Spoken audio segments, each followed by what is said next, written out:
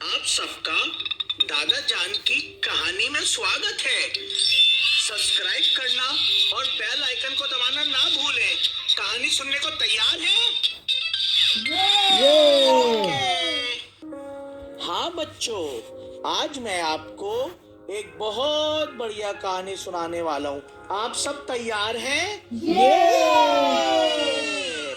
तो बच्चों, आज की कहानी है सोने का अंडा देने वाली बत्तख और बबलू।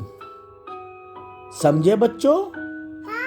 बत्तख, वाह। हाँ, जो सोने का अंडा देगी।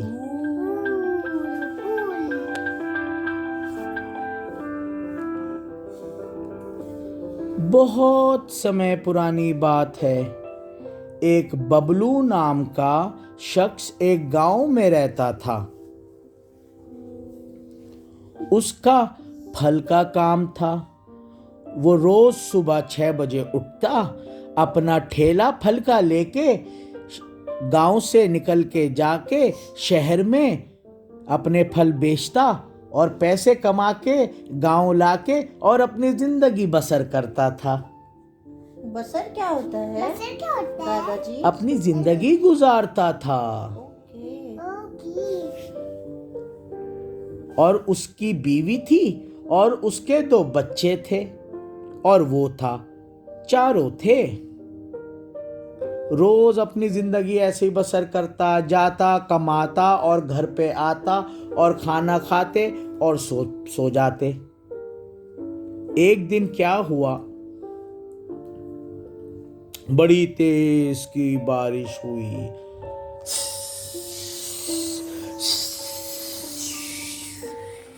तो ये सब अपनी झोपड़ी में उठ गए और डर गए, ये बारिश कैसे हुई, अब क्या होगा। उसने बाहर जाके अपना ठेला देखा तो उसका ठेला तो पानी में भीग चुका था।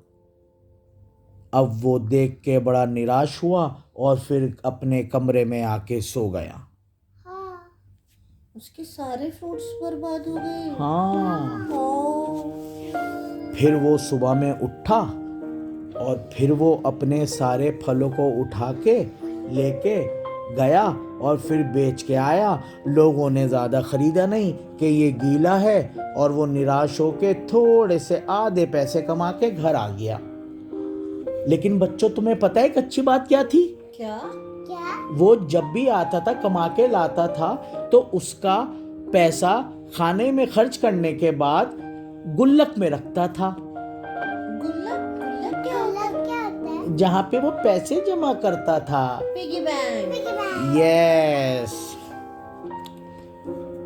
अब वो दोपहर में खाना खाने बैठे अपनी बीवी बच्चों के साथ। सबों ने खाना खाया, उसने भी खाना खाया, लेकिन उसकी अच्छी आदत ये थी कि वो अपना खाना आधा रोक के गांव के पास एक पानी की नदी थी, वहां पे जाके बत्तखों को अपने भूख मार के बत्तखों को खाना देकर आता था। सारी बत्तखें खाती थी, उससे हिलती थी और सब खुश होती थी।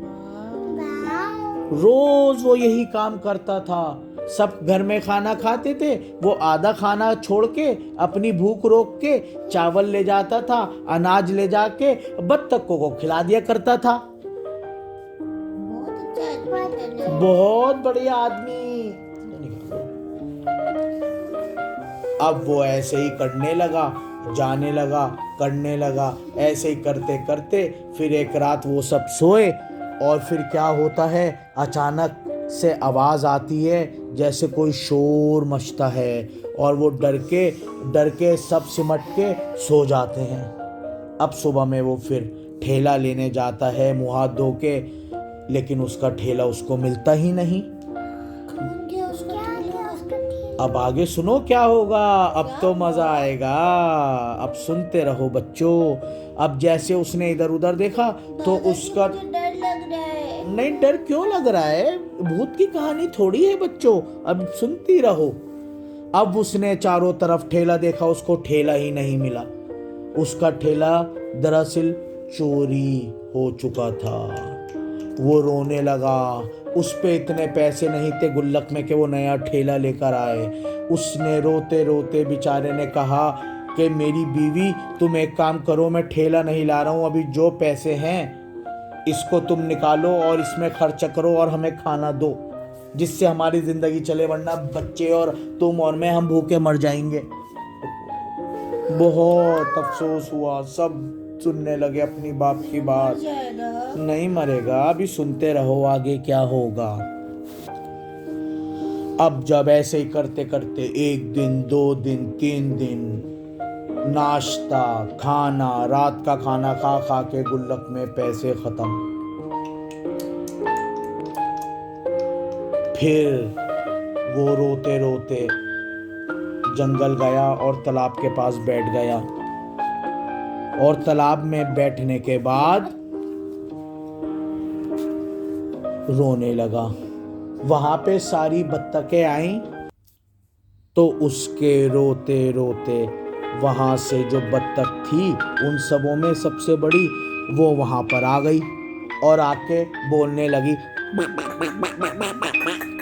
कि तुम इतने दिनों तक आई नहीं, हम सब भूखे थे, तुम तो बड़े अच्छे आदमी हो। वो बोल रही थी बत्तख। बत्तख बोलने लगी क्योंकि वो जादुई बत्तख थी। बच्चों अब मजा आएगा। तो वो बत्तख बोलने लगी, तुम ना कल आए, ना परसों आए, ना तरसों आए, 4-5 दिन से नहीं आए, हम सब भूखे थे, क्या हुआ? तो वो रोने लगता है। बत्तख देख के निराश हो जाती है और डर के बोलती है, तुम क्यों रो रहे हो? मत रो बबलू भैया, मत रो, वरना हम भी रोएंगे, हम तुमसे बहुत प्यार करते हैं, क्या हुआ हमें बताओ तो। बबलू डरा नहीं उसकी आवाज सुन के? नहीं डरा, क्योंकि वो उनके साथ ही आता था और खाना खिला के जाता था। तो उसने अपनी सारी बात उस बत्तख को बता दी और बत्तखें भी पीछे से आ गई करते करते। अब जब सारी बत्तखें आई वो भी पीछे बैठ गईं उस बड़ी बत्तख के पास। तो वो फिर सोचने लगी। उसने कहा, तुमने हमें अपनी भूख आदि ख़त्म करके हमें चावल और खाना और रोटी दी है, हमारा पेट भरा है, अब हम ही कुछ करेंगे तुम्हारा। बबलू भैया तुम फिक्र ना करो, तुम एक काम करो, तुम आग बंद कर लो। अब सुनो क्यों।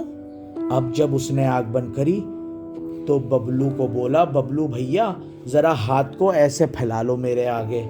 उसने हाथ को फैलाया और उस बत्तख ने एकदम से अपने को पलट के और करके अंडे दिए। 1 2 3 4 5 6 अंडे देने के बाद आँख खुलवाई बबलू से कि बबलू भैया आँख खोलो। बबलू भैया ने आँख खोली और बबलू भैया तो एकदम ही शौक होके डर गए और बोले, ये कैसे अंडे हैं, ये तो सोने के लग रहे हैं। क्या सोने के अंडे? हाँ सोने के अंडे थे वो बत्तख सोने के अंडे देने वाली थी। उस बत्तख ने बोला, ये अंडे अब तुम्हारे हैं, तुम इसको लेके जाओ और इसे बेचो और अपना घर बसर करो बीवी बच्चों के साथ। बबलू रोते रोते रोते खुश हो जाता है और उस बत्तख को गले लगा लेता है। बत्तख भी कहती है, बत्तख बोलती है कि जाओ बबलू भैया, वरना मैं और रो पड़ूंगी, जाओ अब तुम वो भूखे होंगे। बबलू उनको टाटा बाय बाय करके अपने घर चले जाता है 6 अंडे लेके। फिर बबलू जाके अपने घर में अपनी बीवी और अपने बच्चों को अंडे दिखाता है। बच्चे खुश हो जाते हैं, उसकी बीवी भी खुश हो जाती है। फिर वो शहर में जाके एक सुनार के पास अंडे बेच देता है। उसके पास हजारों लाखों रुपए आ जाते हैं। बबलू खुशी खुशी अपने घर आता है और आके पैसे रखता है। पहले एक ठेला खरीदता है, फिर उसके बाद एक दुकान भी खरीद लेता है। वो अमीर हो जाता है। हाँ, फिर वो ठेले के साथ साथ दुकान भी चलाता है। 2-4 लड़के रख के बड़ा कारोबार कर लेता है। लेकिन पता है बच्चों, उसने अपनी एक आदत नहीं छोड़ी। बोलो क्या? क्या? पूछो तो क्या, क्या? वो अब भी अपनी भूख रोक के बत्तखों के लिए अंडे वाली जो बत्तख थी उसको खाना देने जाता था, लेकिन अब अपनी भूख नहीं रोकता था, अब वो अलग से खाना बना के बत्तखों को खिलाने जाता था। यस, इसी तरह वो अपनी जिंदगी बसर करता रहा, बत्तखों के भी मजे आ गए। अब बताओ बच्चों, आज की कहानी बबलू की और सोने वाली बत्तख की कैसी लगी तुम्हें? मजा आया ना? अब बाबा जी की जय।